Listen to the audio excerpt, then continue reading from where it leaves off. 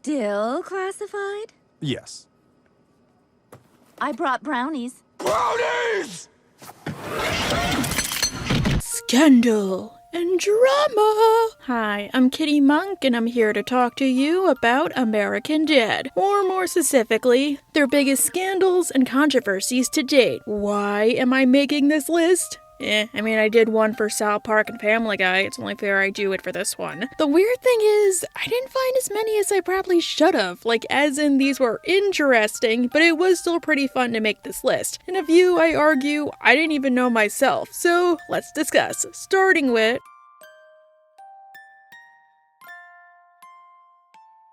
This is incredible! We can save America! And it's Zionist allies. But even better, we can use the $50 million reward to buy Dollywood. And get girls! American Dad has run for about 20 years. Let's say 20 years next year. But how many seasons? Well, that's complicated. See, American Dad, depending on who you ask, might have 20 seasons, or more or less than that. And nobody can come to a common consensus. The major problem comes down to how you rate Season 1. Season 1 for some people is 7 episodes. The pilot to Deacon Stan Jesus Man. And then there is a summer hiatus, and we get Season 2, which is Bullocks to Stan to Tears of a Clooney. For other people, Season 1 is the pilot to Tears of a Clooney, as that's how it went in production order, so it's just one big season, not two. For me, I kinda like to argue it's like South Park's first season, where the initial series order was from the first episode to death, and then, once that proved to be popular, they got more episodes and a full Season 1, and then they got renewed for Season 2. Complicating things is how even the networks can't seem to decide. Hulu, for instance, makes it even more complicated by making Season 10 longer. Season 10 on Hulu comprises the 3 episodes that aired on Fox before the transfer to TBS, plus the first season of TBS, whereas other sources, those 3 episodes are their own season. Wikipedia says that Season 1 is 7 episodes, and the place where I tend to get my footage does the same, so I tend to follow that mindset, especially since they tend to separate the episodes by season, not just one big column. But Hulu says that Season 1 is 23 episodes, while Fox itself goes with that, but on Fox Flash, aka the place you go for Fox press releases, they tend to go with the 7-episode style. Naturally, this gets difficult if I'm trying to find an episode from the later seasons to watch and I need to remember, okay, I gotta add 2 seasons if I want to find a particular episode, especially the TBS seasons. Another thing, which I won't really hold against the show, just the networks, is how they celebrate episodes. For instance, Lost in Space was promoted as being the 150th episode, when really it was the 150th episode in production order, not airing order. Remember, American Dad isn't like House. They don't need to air everything in order, because you can get it otherwise. That's one reason it's syndicated. The real 150th episode is the full cognitive redaction of Avery Bullock by the coward Stan Smith, which weirdly is one of my least favorite episodes because of the ending, and because it retroactively proves Stan's point about bullies. Oddly enough, the 200 was their 200th episode, both in production and in airing order, so no lies there. But 300, apparently it was the 299th aired, so hey.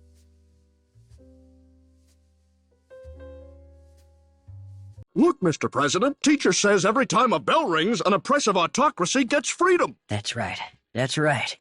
Attaboy, Clarence. Stan of Arabia was an ambitious episode for American Dad, or should I say episodes, to say the least. It was a 2-parter, their first to be specific, and it featured what would be commonplace in many American Dad episodes going forward, like their focus as a semi-musical by featuring songs, oddly Steve doesn't sing one, them making fun of topical humor, and the like. Although, I have heard some people say maybe this could have been a potential series finale, but I digress. The 2-parter features Stan getting reassigned at the CIA after he embarrasses Bullock at a roast. I guess Roger isn't the only one who hates roasts, and Bullock forces Stan to move with his family to Saudi Arabia back in 2005. I'm guessing because it was the farthest he could send him without actually killing him. So, Saudi Arabia in 2005. how do I describe it without being offensive? Well, as the episode points out, it's not really a place for women, and it only is cool if you're a man. Women at the time couldn't drive cars, they couldn't leave home unless escorted by a man, because in the episode, Haley and Francine can only get escorted by Steve, and even today, they are still required to have male guardians, unless they're over the age of 21, and this male guardian can control whether or not you can do something as simple as leave the country and the like via an app. Although, oddly, I'm surprised no show has really touched on the whole thing with the hijab yet. Hijab? The headscarf. I'm sorry, I don't want to, get it wrong. Since I was surprised that most Saudi feminists actually don't mind it. Since while many Western people think it's a tool of oppression, most Saudi feminists view it as a symbol of their religion. Or hey, we have bigger fish to fry. Sorry, I did a lot of research for this section, so I like to show my work. This episode acts as satire for the country, as the Smiths break the laws unintentionally or intentionally so to make a point, until all of them, except for Roger, are about to be publicly stoned. And Roger, in his case, was sold to a Saudi prince to be a wife, so yeah, that sucks too, but at least he has alcohol.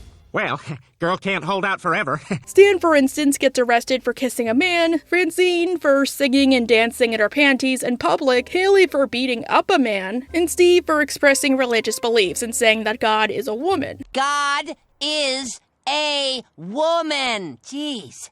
Well, now we gotta kill him. Too bad. He had some good ideas. Also, Francine did walk around without a man, to go confront Stan. Hey, that rhymes, so I'm guessing maybe that also added on. Hey. And unsurprisingly, I guess you could say, well, the two-parter was banned in the real Saudi Arabia for supposedly being Islamophobic, meaning it can't be dubbed there or broadcasted, even though I feel like it makes more fun of the country than the actual religion, and the Smiths are dressed in Saudi attire, so I think that is cool, especially Francine and Haley. But I wonder why they came to that decision. Maybe it's because there's literally two songs where the main message boils down to, America might suck, but Saudi Arabia is the worst country in the world. But who knows? But that's not to say that Stan of Arabia was the only episode to get banned by the country it made fun of. Apparently, CIA POW, aka an episode where Stan and his co-workers go to Thailand and get captured, is banned in Thailand.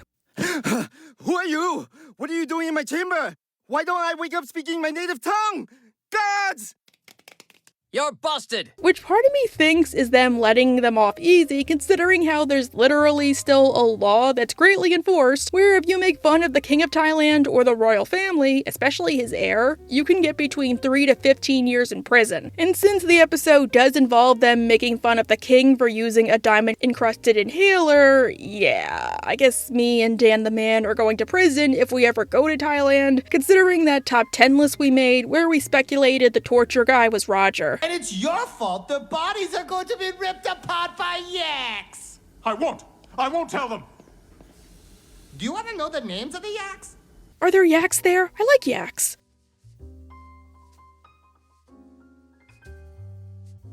I ditched Haley in the woods and left her for dead. We won't have to worry about her anymore. Stan, she's our daughter. You're supposed to be convincing her to dump you. I can't believe this is still a thing. American Dad is a cartoon, and as a result, it takes about a year to produce an episode, which of course means that a lot can happen in that time that inhibits it. Pulling Double Booty is one of those episodes, and I feel like it doesn't get acknowledged enough by the fandom. The episode starts off pretty normal by American Dad standards. Stan can't tell Haley he loves her because he's afraid of general intimacy, and he thinks that even if he doesn't say it, he still shows it enough. Which isn't enough, dude. She wants you to say it. And as it turns out, if Haley gets dumped by a guy, she goes into a psycho rage and destroys everything in sight.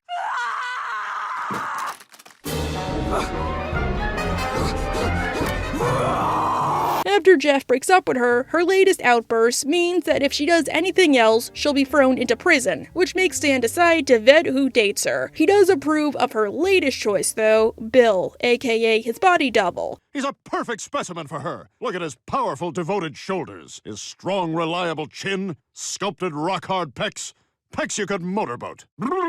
Yeah, this is one of those episodes that split the fandom down the middle like a bisected chainsaw. Although I did review it, just to summarize, personally, I do like it, even if I wish Haley found out that Bill cheated on her, and that's why Stan had to enact his plan, or if they foreshadowed he was secretly a jerk a bit better, or if they were trying to learn why Haley was doing all those outbursts in the first place, I don't know. But then there's the ending. Stan, in character as Bill, has just given Haley a speech about how much her father cares for her, and Haley decides to call him and apologize, which would obviously blow his cover. I'm breaking up with you. Oh. Okay. Aren't you gonna freak out and go on a rampage?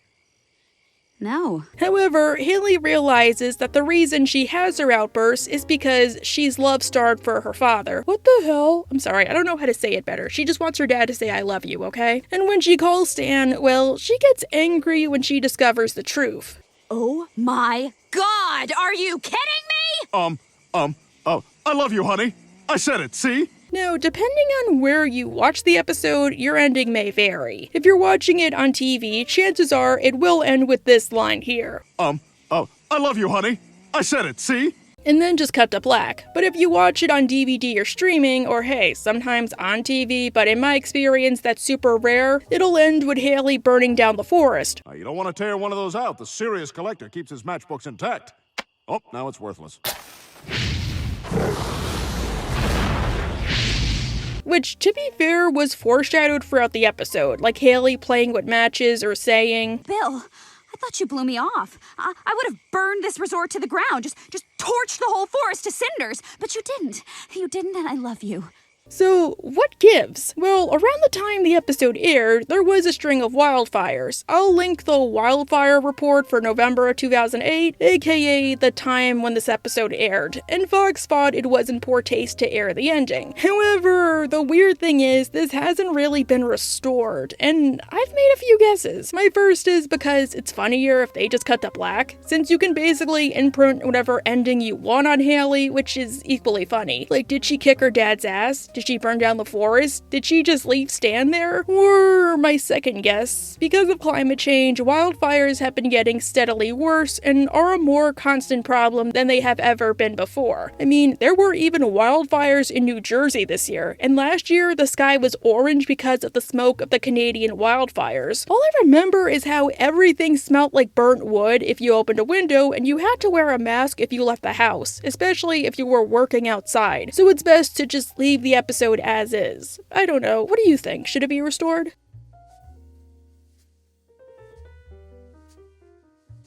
Come back, you guards! I'll kill you! I'll hunt you down and kill you!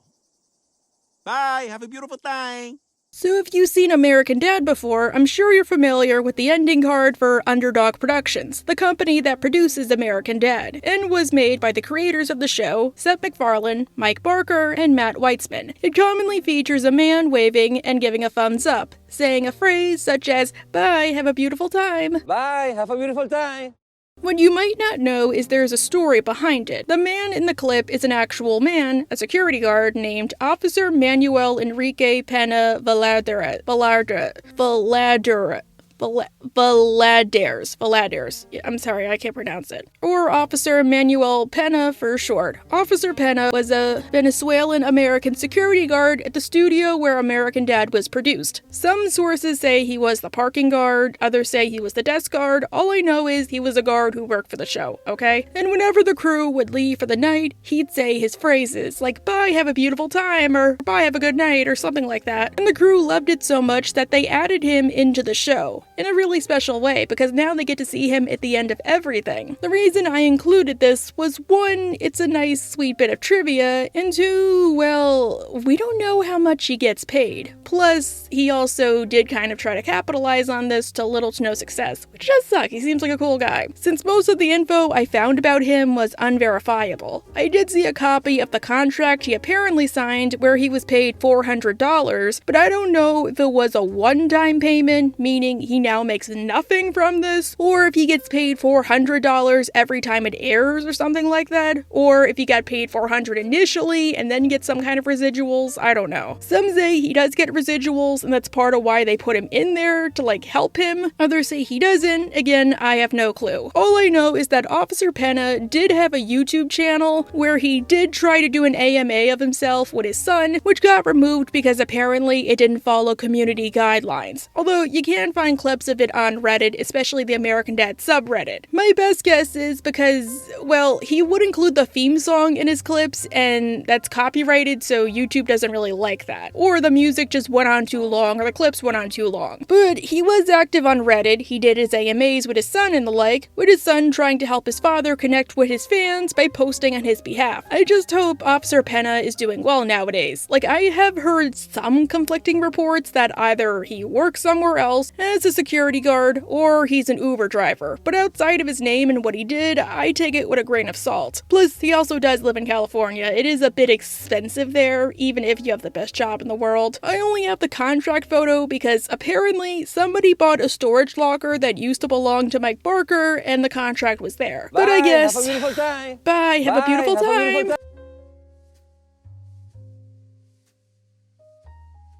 Scan complete. Minimal resources detected. Planet has low potential.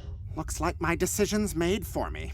Navigation, set course for home. I don't know if it's controversial, but it is quite different. American Dad aired on Fox for its first 10 seasons, but we already went over that. However, it wasn't always a ratings darling. Many people wrote it off as a Family Guy ripoff, even if Seth MacFarlane purposefully left creative control to other people to avoid that. And to my knowledge, the only episode he has written was the pilot, or it just wasn't as heavily promoted. The show always narrowly avoided getting cancelled, but on July 16, 2013, it was reported that the show was quietly cancelled by Fox, and that's why it was moving to TBS. Thankfully, yes, TBS did pick it up, because TBS did previously air it in syndication along with Adult Swim, and it's been there to this day for better or for worse. I think longer than it's been produced by Fox, if we're being honest. The show is still produced by Fox, it's just that TBS and its parent companies have the airing rights to American Dad, hence why it doesn't air reruns on FXX and Comedy Central like Family Guy does. But I think the TBS saga is a funny story. See, originally the show was supposed to air its 3 final episodes on TBS. Roger Passes the Bar, A Boy Named Michael, and Black Snart, A Love Story. Blake Snart? I really can't pronounce that. As these were holdover episodes, aka episodes that weren't aired yet, as many Fox shows do this thing where they produced a surplus than what airs. And hey, King of the Hill did something similar, where after they aired their series finale, they still had 4 episodes that had yet to air, so they premiered on Adult Swim. But TBS picked it up for a 15-episode season, and the rest is history. So there. I just remember when the change happened and everybody was like, oh, it's not going to survive that long. I like that we were all proven wrong. Hey, that rhymes.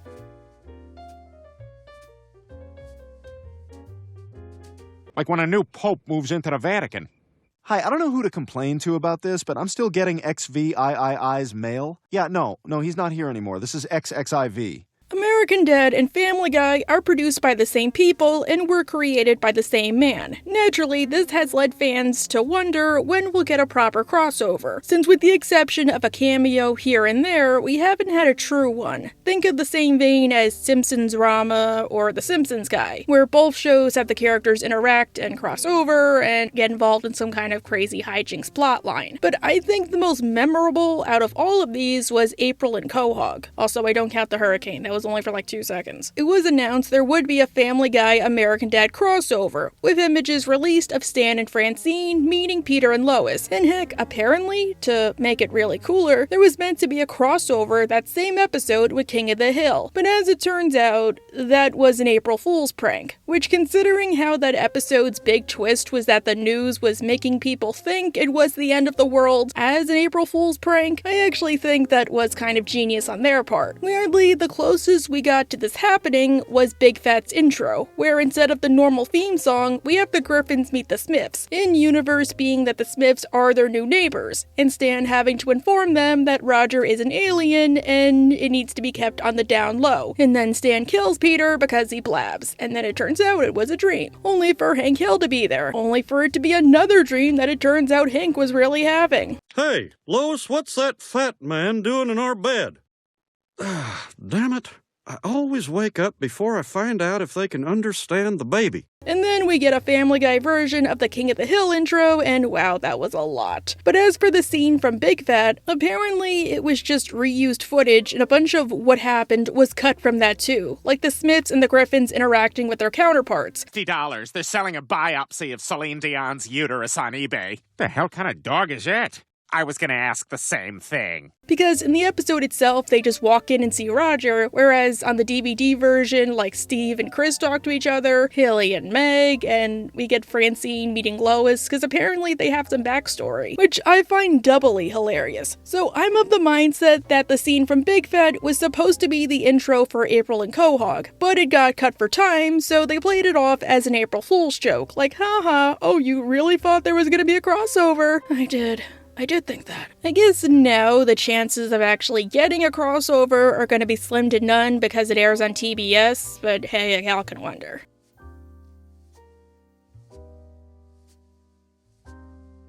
Hey, are you watching me on the telly?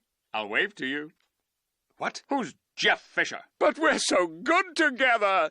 I bring it up a lot in my reviews, but the show American Dad reminds me the most of is King of the Hill. King of the Hill is a show about a bunch of conservative Texans and was originally meant to mock them, as in mock Texas and conservative values. However, because it included the good old Mike Judge subtlety, and because a good chunk of the writing staff was from Texas and they used their experiences to make the show seem more authentic, well, a lot of the Southerners and Texans actually did like the show, aka the people they were trying to make fun of. So as a result, it eventually retooled itself to cater to those people around the time season 3 aired, for better or for worse considering the later seasons. One reason King of the Hill thrived was because even if it made fun of both sides of the political spectrum, well, they didn't really do political episodes. Mostly, it would just be on general things like dog contests or the like. Like, yeah, they did have an episode making fun of George Bush when he was running for president, but it wasn't, say, the Hills getting conflicted about voting for him because of his policies or scandals or nepotism or anything like that, but because he apparently has a super weak handshake and Hank thinks that a firm grip is the sign of a strong leader. It's not trivial. We're gonna have nut-job third-world dictators walking all over us when they find out our president doesn't have a strong enough finger to push the button. And they also had an episode with Ann Richards in that exact same season playing herself, so I think it's very fair. Sorry if this went on a bit long, but trust me, it'll be worth it. In the year 2000, Bush was elected president, and eventual creators Seth MacFarlane, Matt Weitzman, and Mike Barker were not pleased with the outcome. Long story, go Google it. The trio would speak at length about their dislike of Bush, and they realized they could channel their frustrations into something profitable, which led to the creation of the show. In 2003, Fox bought the pilot to American Dad, a show on the premise of a right-wing CIA agent and his liberal daughter, and in 2005, the show premiered after the Super Bowl. However, it was much different from how it would eventually become, art style notwithstanding, with the biggest change being its politics. Most episodes either had a plethora of jokes aimed at conservatives, or it focused on some kind of topical political issue that was popular at the time, such as Stan tackling the Islamophobia that was rampant because of 9/11 by thinking that his neighbors are secretly terrorists, or Haley going to a theme park based on the NRA and preaching a song about gun control, or hey, I already brought up Stan of Arabia. The thing is, well, this wasn't very popular, and I hate to say it, I don't think the show would have survived that long, and I don't think I would have liked the show if it was like that all the time. It could be pretty on the nose, and it would obviously get dated pretty quickly. At least South Park covered all of its issues, be they political or social, and they did a broad range of them just as King of the Hill did. Actually, South Park is a good comparison. See, South Park gets away with what they do because they produced episodes super quickly, see. American Dad is produced like a typical cartoon, so it takes 10 months to make an episode. And that's not even counting if an episode is held over for the next season or not. Even King of the Hill got hit with this when they had an episode of Hank going on MySpace in like 2007, but I just tell myself that Arlen is that far behind. But it seems like the creators of American Dad knew this. See, the reason the show eventually retooled itself, which meant cutting down on the Republican humor, was because the creators would make fun of a scandal or topic, and then by the time it aired, well, they wouldn't be able to follow what happened because the news cycle tends to come and go that quickly. The creators even did an interview with the AV Club where they talked about how one joke completely retooled the show. You avoid episodes that are topical, and you try to write episodes that are timeless, and issues that are evergreen because you know when you're breaking the story that there's a good chance it's going to be 2 years until anyone sees it. So hopefully it's an issue that will be an issue when the episode airs. Right, so if it's not an issue, we're just counting on the idea that in 2 years it'll be an issue again. Have you ever gotten burnt by that? Yeah, there was one, a couple of times. Harriet Miers was like the White House press secretary, I think, and we had a joke about her. Miers was a former White House counsel who was briefly nominated for the Supreme Court by George W. Bush, Ed. And I remember watching it on air and having to Google who our own joke was, because it had been so long since the joke was pitched. But in terms of stories, we're less likely to be burned by a current event issue no longer being current. So, who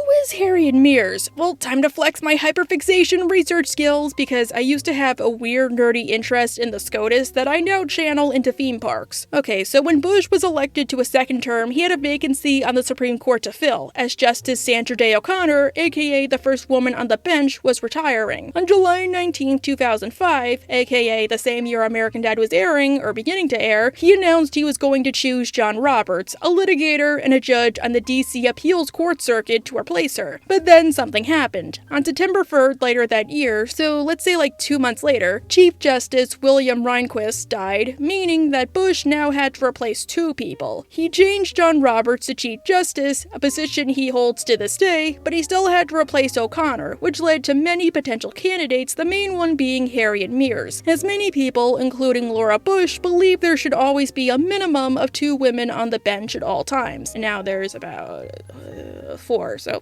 Harriet Miers, well, let's just say this was an issue that united both sides of Congress. With liberals, it was viewed as an act of cronyism, as Miers was a White House counselor, and with conservatives, she didn't really have any significant judicial experience. She wasn't really on the bench, and she was more of a lawyer, meaning that 1, she was unqualified for such a big position, and worst of all, she could have gone the route of David Soter, where he was nominated by a conservative president, but became well known for his liberal decisions. So Miers' nomination was eventually withdrawn, and Judge Samuel Alito was appointed to fill the seat. Again, a position he holds to this day, just like John Roberts. So much for women. But back to American Dad. I massively apologize for that history lesson. I should have sung and danced it all like I did with Ollie North. I could just hope maybe you knew what the big deal was, or I was able to jog your memory. Because yeah, it was amazing how quickly that was all forgotten about. The reason I included this was, I find it amazing that one joke was all it took to completely change the show. And honestly, it took me forever to track down which joke it is, and I'm still trying my hardest to track down which joke it is. I think it might be a comment about the Supreme Court in Bush Comes to Dinner. I don't understand. I, have a justice I need to push through. For the Supreme Court? Is there a vacancy? I got a poop stand. Oh, all right, okay, gotcha. But still no confirmation. Joke was not intended. I just think they could have misremembered when the joke was, but it's the closest I was able to find in the earlier seasons. The other one, I think, could have been in the episode Rough Trade, where Bullock and Stan are presenting the robot in front of the senators, since there's a woman who looks suspiciously like Harriet Miers there, or perhaps when Bullock was testifying with Stan in front of the Senate, and Bullock's to Stan, she could have been there, but I don't recall anything Harriet Miers related in any of these instances, and I did some deep diving. If you guys have any other joke, or you think you know the joke, please tell me, because I don't know which it could be.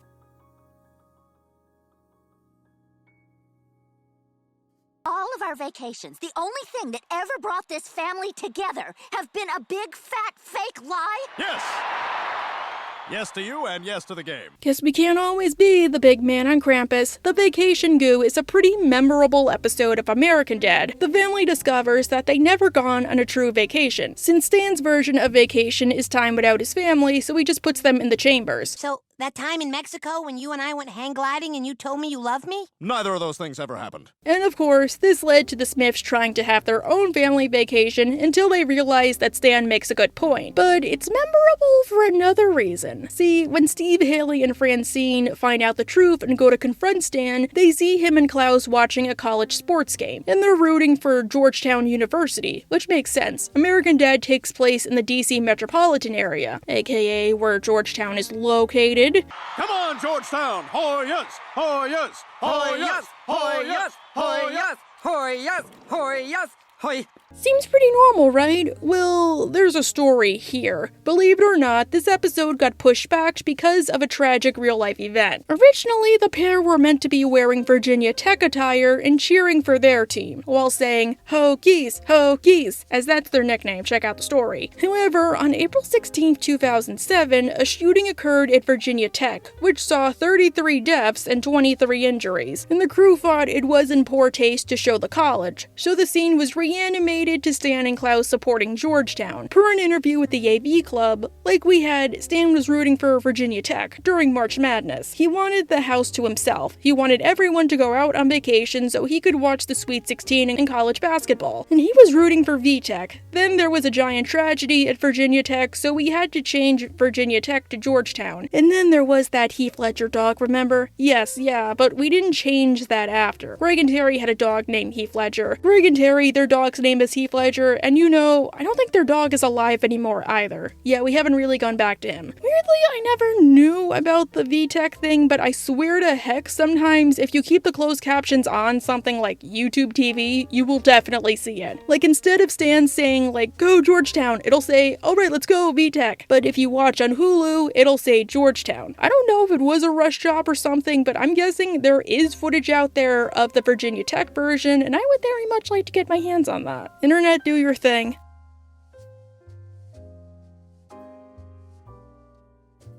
You better be good, boys and girls, or I'll beat you until blood's coming from your ears and your eyes and your mouth. Merry Christmas! Did you guys know that this episode's title is a pun on the phrase menstrual cramps, which I'm experiencing right now? At least that's how I choose to interpret it. Minstrel Krampus is a beloved American Dad musical Christmas episode. Steve is acting like a brat because, as he and most kids learn, the whole if you act up or be naughty during the holidays, you won't get anything but a lump of coal is just a way parents get kids to behave. And Stan and Francine are honestly pretty spineless parents, so Steve starts to act up, knowing he's not really gonna get punished. Jack tries to set Steve straight by telling him the story of Krampus, and how back in his day, if you were naughty, you got no presents. Instead, Krampus would visit you and beat the piss out of you. Stan sets Krampus free to teach Steve a lesson, but instead he captures Steve and takes him to his castle in Bavaria, deciding not to give him back until he has Steve's grandpa. Now, this episode is controversial, both because of the message that abuse is good. Because you were so hard on me. Maybe for people to turn out good, they need a beating every now and then. That's why the world needs Krampus. Which obviously, I don't think it is. And I know what they were going for, because I know you're going to comment like, oh, Kitty, they weren't serious. I just think they needed it to be a bit more ironic, I guess you could say. Since there's better ways to get a child to behave than hitting them, and I hate the whole, this is going to hurt me a lot more than it hurts you thing, because no, it hurts them a lot more, dude. And because, well, in a way, this episode was banned for a while. And it's not the only one that was. The hurricane episode was held over, but that was a whole event, and Minstrel Krampus was originally meant to air on December 16th, 2012, but at the very last minute, it was pulled and a rerun of Wheels and the Leg Man in the Case of Grandpa's Key was aired instead. The reason is actually really tragic. See, 2 days earlier, the Sandy Hook Elementary School shooting occurred, which saw the deaths of 26 people, including 20 children. And as a result, Fox thought it was super insensitive to air the episode that soon after the tragedy. So it was held over, and not for a week,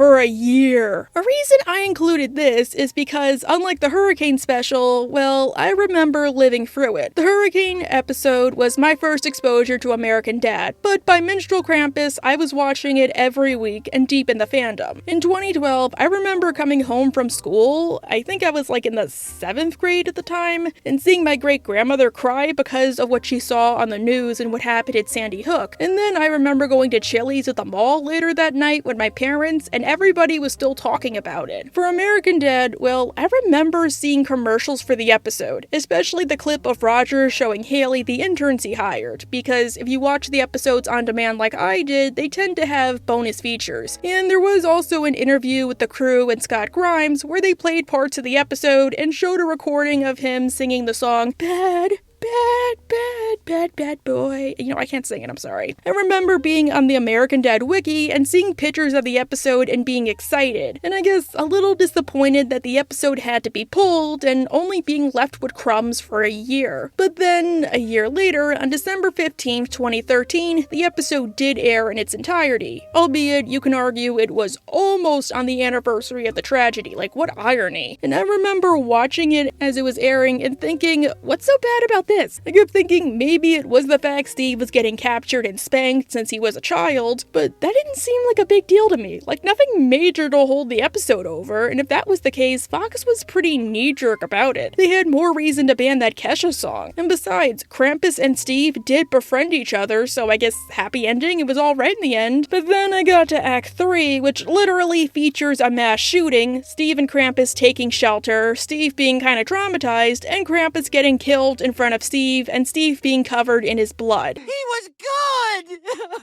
He was good! Steven, looks like I'm big man on Krampus. And I realized, yeah, they really made the right choice. Heck, I read a review of the episode by the AV Club because I used to really follow them, and they kind of expressed the same sentiment, like, we didn't get why they banned it until Act 3. Maybe if it wasn't a Christmas special, I could see them holding it over for the end of the season, like airing it in May or airing it in September, but no. But I guess it wasn't a total loss. On December 23rd, 2012, we got an episode early, one of my personal favorites, and I guess a cool Christmas present. National Treasure 4, Baby Franny, She's Doing Well, the whole story. Also obligatory, I don't approve of spanking as a punishment in order to satiate the perverted section of my fan base who call me Mama Kitty for not my maternal loving personality. Is this good?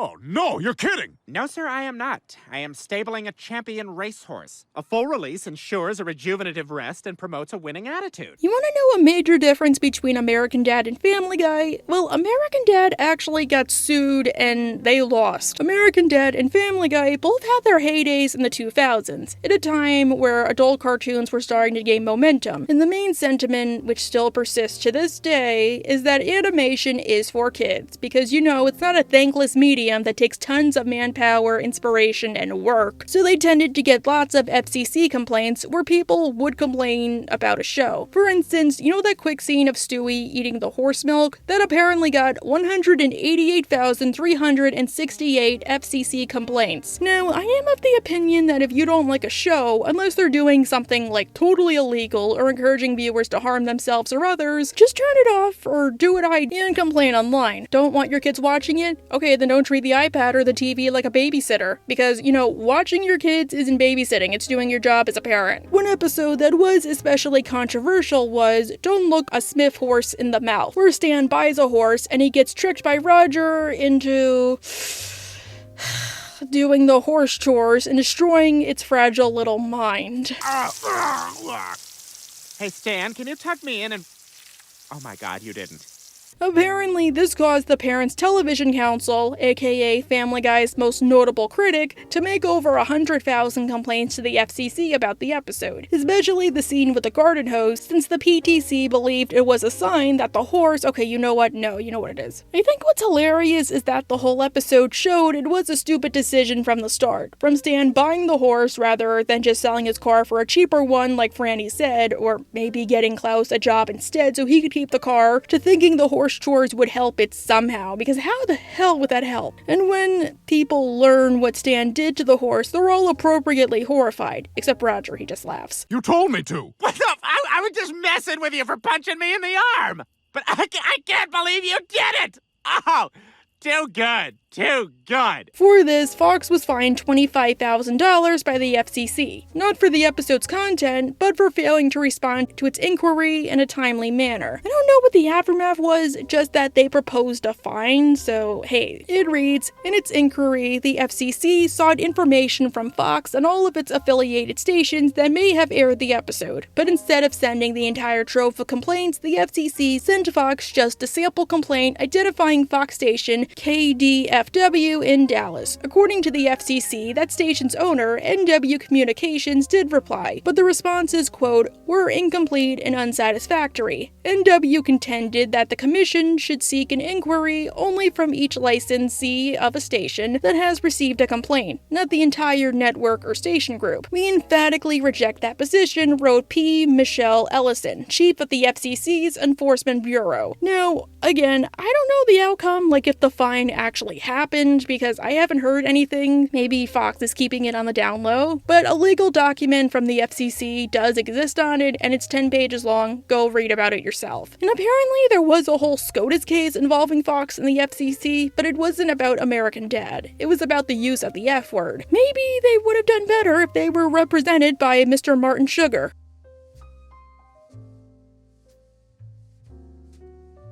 But now I realize I'll be perfectly happy making a smaller yet equally important footprint at this dingy gas station with basically zero customers. I curse out David Zaslav every day. In 2022, Warner Brothers merged with Discovery to make Warner Brothers Discovery. Get it? And as a cost-cutting measure caused by the merger, well, its new CEO and the spawn of the Antichrist, David Zaslav, started cutting shows, primarily animated shows, as tax write-offs. What's bad about tax write-offs for shows and movies is that it means the show can never be produced again, and it's essentially wiped off the face of the earth as if it never happened. Again, it's not the same as canceling it. Shows that were already canned, like Infinity Train, were basically scrubbed off the internet, both off of streaming services and places like YouTube, meaning that a lot of creators, especially Owen Dennis, have encouraged people to pirate the content because that's the only way it can possibly be watched. There's no legal method. Even the Batgirl movie, which wasn't a cartoon, mind you, well, the cast and crew weren't even allowed a copy for themselves, meaning it basically just got deleted. Like, they pressed one key and it was gone forever. All that hard work for nothing. They didn't even get to see the final product. And of course, we all know #Save Coyote vs. Acme. Like, even the voice actor Eric Bauza said it at the Annie Awards. You know it's bad when the voice of Bugs Bunny literally tells you to release your own movie starring Bugs Bunny. American Dad was almost part of this purge, almost being the key word here. Later that same year, the Wall Street Journal learned that American Dad almost bit the dust. Warner Brothers Discovery tried to get out of its contract with Disney by canceling American Dad, as Disney owns Fox. Quote, showing that there are no sacred cows, senior executives who oversee the TBS channel were asked by Discovery executives if they could get out of a 2-year contract for the animated program American Dad, which is made by the Walt Disney Company. However, this never went through for a couple of reasons. First off, it's the network's highest rated program, and at the moment, it's their only scripted program, meaning a lot of people, including myself, only really watch TBS nowadays for American Dad. And second, well, the show still had 2 more seasons. That would probably equal a giant legal battle. And it's not even produced by them, so yeah, probably like a massive legal battle. Now, to be fair, again, we don't know if it'll get renewed, but I'm not gonna like doomsday post like, oh no, American Dad's gonna end after this new season, guys. We don't know, but I like to be optimistic. Remember, we all thought the show was only gonna last like a season on TBS, and now look. 1, the show tends to get renewed in batches of seasons, so the fact they renewed it for 2 and haven't renewed it yet isn't that big of a deal. Second, the writer's strike happened, and a good chunk of the show staff basically left to go protest, so again, no big whoop if there's such a big gap. Like, think, it aired like now, when usually it probably would have aired earlier this year, and I'm sure the show staff doesn't know yet themselves. And 3, they did release a soundtrack, but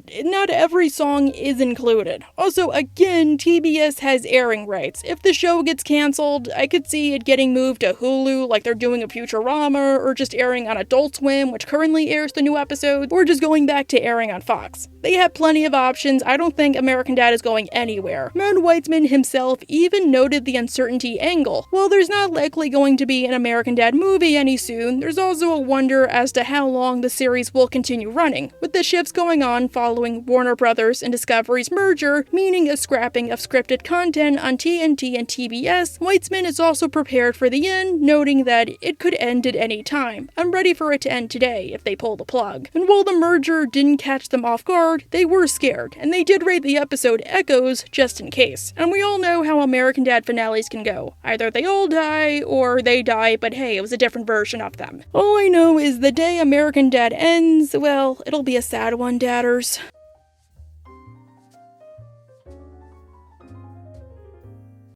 Hello, losers.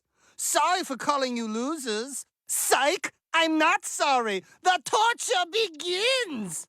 Oh boy. No, I'm gonna be fair here and say that I'm not speculating, I'm just going on what we know, and honestly, it's not that weird if a creator leaves their own show or work or takes a step back. So long as they leave on their own terms and there's no drama attached the same way there was with Justin Roiland or John Kay. After a while, the show itself gets to be so massive that it can take care of itself, and it's not as rare as you might think. Plus, there's other people who can steer the ship for you. For King of the Hill, Mike Judge's only real contribution after a certain point was voicing his characters, hence why there's so many later season episodes where it sounds like he's recording the episodes in like a bathroom or a closet, or Boomhauer just doesn't say anything, or he only gets like 1 or 2 lines. Meanwhile, Seth MacFarlane only really voices the Family Guy characters nowadays as he pursues his own live-action shows, although from time to time he does approve cutaway gags and give ideas. But Mike Barker, well, that's a mystery I would want to be solved, but I understand if it never will be. In 2013, aka the same year that American Dad moved to TBS, it was announced that Mike Barker was leaving the series. To this day, the reason has never been disclosed, only that it was stated to be vaguely quoted creative differences, which can mean anything, but again, I don't like to spread rumors, I'm only going off of what we know. I have heard stories, and again, take it with a grain of salt. Do not harass the man, I think he enjoys his privacy. The most prevailing theory I heard was when the show initially got cancelled, a bunch of the original writing staff left, including Mike Barker, hence the show leaning into a more zany tone when it first moved. Or that he was not a big fan of the Jeff in Space plotline, which I don't think would be that big of a reason to make him leave, no offense. But what I find interesting is even if Mike Barker is technically still under contract with Fox, well, according to his IMDb page, he really hasn't done anything since. And again, I don't know if he's still under contract because Fox owns the rights to producing American Dad, and he's still technically created it, or if he doesn't work for the show anymore, so it's for union purposes, or if he gets residuals from the show, so his name has to be on it, or if he got blacklisted because he left, or if, hey, he's tried to do other projects which haven't gone off the ground, or if it's because Hollywood is honestly a really hard industry to stay constantly employed in, or if it's like Steven Hillenburg in the middle seasons of SpongeBob, where while he technically doesn't work for them or pitch ideas or write episodes, he still advises them from time to time and reviews episodes before they air. But again, I'm sorry if I'm repeating myself, I just don't like to speculate. Since unlike Justin Roiland, there's really no evidence anything bad happened behind the scenes. Maybe he just didn't want to contribute to the show after it got revived. Maybe he had family to take care of. All I know is that with his leave, Matt Weitzman is the soul of the original trio to still work on the show in terms of creative control. And this has led to a massive shift. First off, apparently we were supposed to get a movie about Roger's home planet, which was something Mike Barker thought was an end-of-the-series type deal, if at that, as he thought that once viewers saw Roger's home planet, we wouldn't want to go back. At Comic-Con 2013, Mike Barker said the movie was in production. However, with his exit, it ended up in production limbo, and at Comic-Con 2012, Matt Weitzman confirmed nothing was happening, saying, "We thought about a movie where we go back to Roger's planet, but I want to focus on making the season as good as possible. However, I do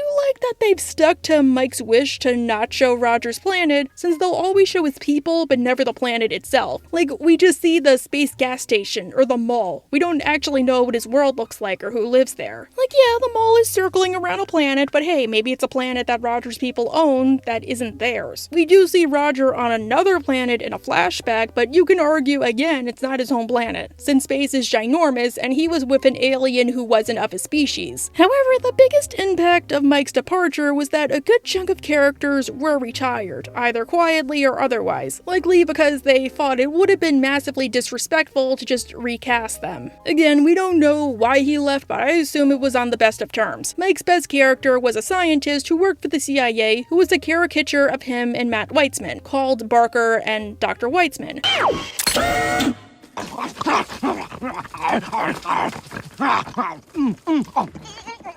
He makes it difficult to negotiate. Dr. Barker was retired, and Dr. Weitzman took on a bigger role in the later TBS era, like having an entire episode where he forces the Smiths to act as his family by putting on a fake buffet, or when he turned the Smiths into puppets because Klaus paid him to. But then there's the matter of longtime characters like Greg and Terry, who were around since the early days of the show. In-universe, Terry eventually broke up with Greg to follow the band Free 11 on tour, even if I do think it was a massive missed opportunity for him to run away because Roger scared him as Michael. Anchor Fran involved Terry's old news position being taken over by Memphis Stormfront. And then there's Saunders, Stan's CIA buddy who was killed on a mission forcing his wife to get a job to make ends meet. It is sad, but yeah, the mystery angle of the disappearance just adds to it for me, hence it being its own section.